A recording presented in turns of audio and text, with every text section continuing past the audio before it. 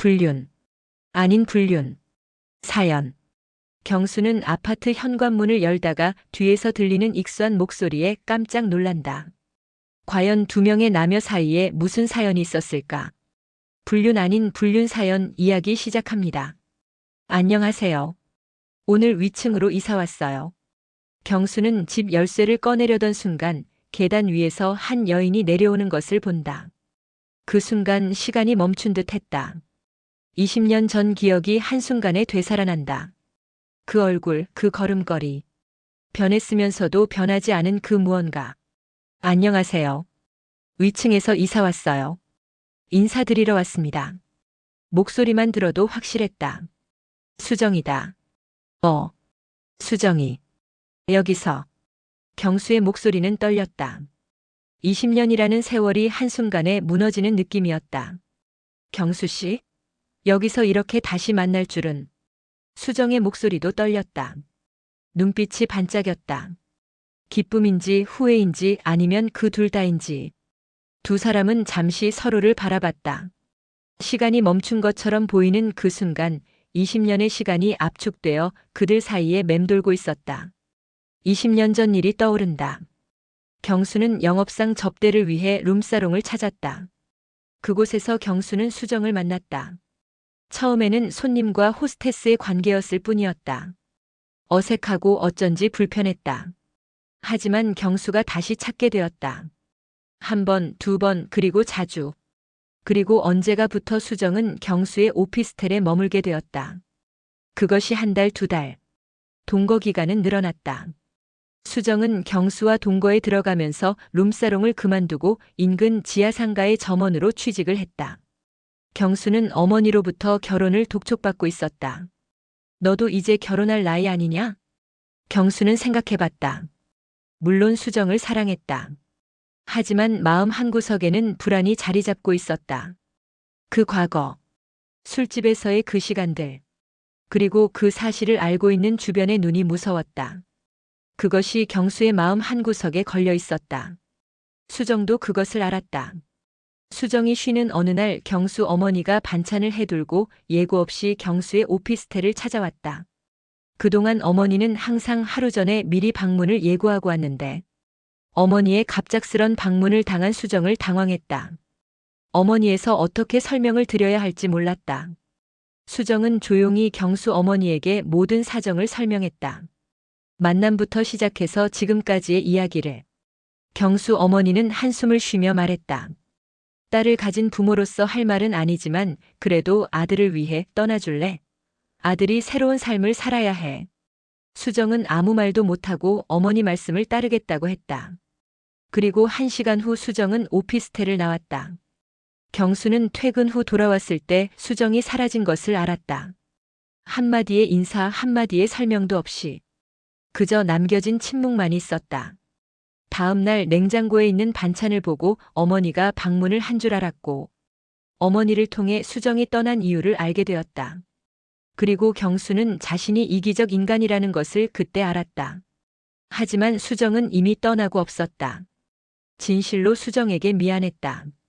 이후 경수는 한동안 방황했다. 룸사롱을 찾아다니고 수정이 알던 지인들을 모두 찾아다녔지만 수정을 다시 만날 수 없었다. 1년 후 어머니의 주선으로 결혼했다. 무난한 신부였다. 하지만 마음은 항상 다른 곳을 향하고 있었다. 경수와 헤어진 수정은 청주로 내려갔다. 어머니의 고향 그리고 좋아하던 이모가 살고 있는 곳. 처음에는 이모의 양품점에서 일했다. 하지만 수정은 더 많은 것을 원했다. 과거를 벗어나고 새로운 사람이 되고 싶었다. 대학에 갔다. 낮에는 일하고 밤에는 공부했다. 힘들었지만 계획적으로 성실하게. 대학을 졸업한 후 중견기업에 취직했다. 뛰어난 업무 능력과 따뜻한 성품이 눈에 띄었다. 어느 날 회사 대표는 수정을 자신의 아들과 소개했다. 그의 아들은 무난한 남자였다. 성실하고 착했다. 결혼했다. 하지만 수정의 마음 한구석에는 항상 무거움이 있었다. 내 과거가 드러나면 어쩌지? 그 두려움은 사라지지 않았다. 그렇게 경수와 수정은 불안과 행복 속에서 20년이 흘렀다. 수정은 벌써 40대 중반이 되어 있었다. 남편의 직장이 용인으로 옮겨지면서 가족은 새로운 아파트 단지로 이사를 갔다. 그리고 이사 첫날 경수를 만나게 된 것이다. 이후 그들은 자주 만났다. 쓰레기 분리수거장에서, 주차장에서, 우연처럼 보이지만 점점 의도적으로. 어느 날부터 저녁 산책이 시작되었다. 아파트 단지의 한적한 산책길. 가로등 아래 그림자가 길게 드리워진 그곳에서 말하지 않아도 알았다. 그 20년간의 시간도, 그리고 그 시간이 지워지지 않았다는 것도. 봄날의 산책길은 고요했다. 아파트 주민들의 거의 오지 않는 곳. 그들만의 시간이 펼쳐지는 곳. 손 잡아도 될까? 수정의 목소리는 작았지만 확실했다. 응. 경수의 대답도 간결했다. 하지만 그 한 글자에는 20년간의 그리움이 담겨 있었다. 손이 맞닿자 온기가 전해졌다.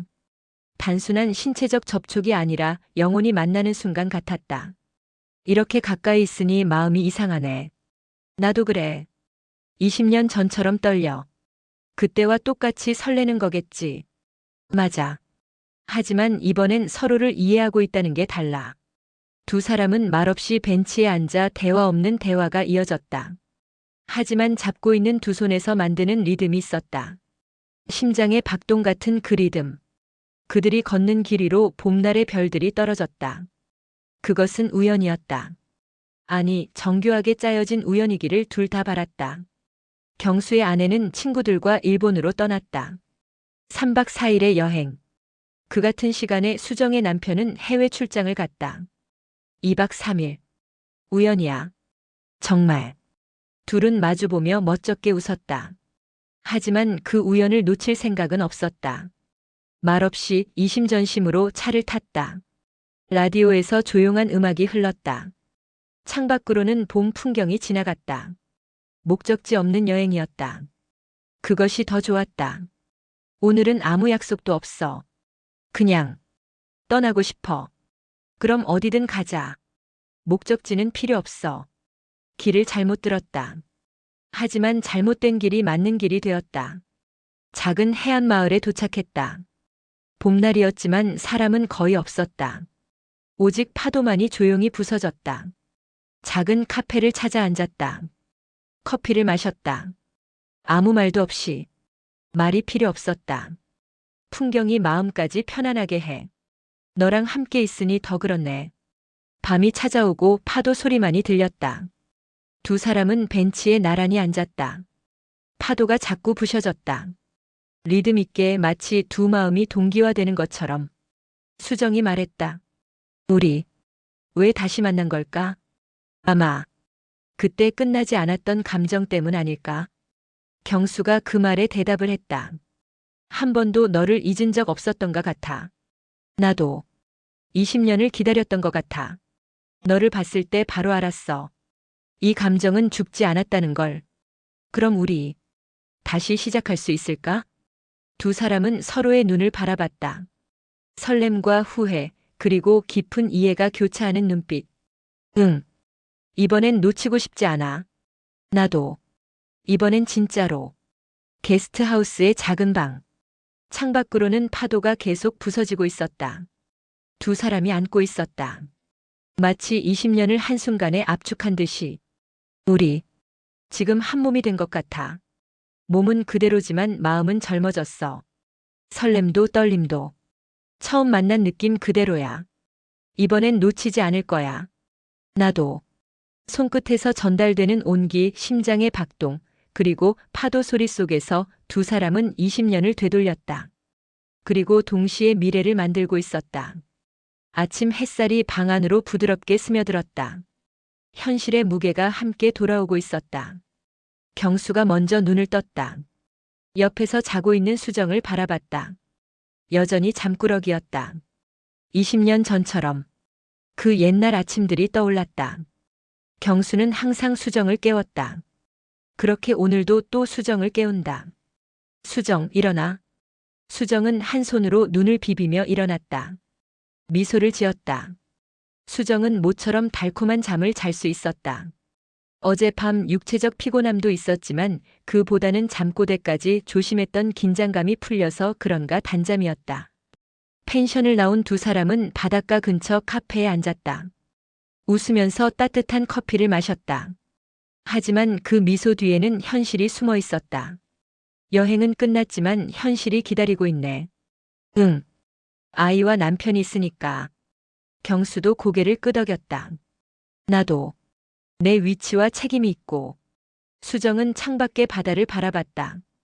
그래도 마음만 젊은 채로 남아있을 수 있겠지? 그래. 설렘은 그대로 책임은 지면서.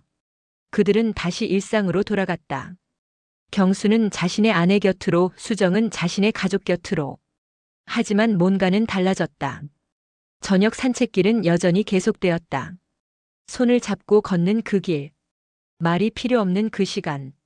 그것은 불륜이 아니었다. 도망도 아니었다. 그것은 설렘과 책임이 공존하는 사랑이었다. 경수는 자신의 가족을 소중히 여겼다. 하지만 마음 한구석에는 수정이 있었다. 수정은 자신의 남편을 존경했다. 하지만 영혼 어딘가에는 경수가 살아있었다. 그것은 모순처럼 보였지만 어쩌면 가장 솔직한 사랑의 형태였다. 현실을 외면하지도 감정을 억압하지도 않는 방식. 지금 이 순간에도 여행은 끝났다. 하지만 마음으로 돌아간 연인의 사랑은 살아있다. 현실과 감정이, 설렘과 책임이 공존하는 그곳에서, 봄날의 아파트 단지 산책길 위에서, 또 저 멀리 해안 마을의 파도 소리 속에서 두 사람의 이야기는 지금 이 순간에도 계속된다. 20년 전과는 다르게, 그리고 더욱 깊게.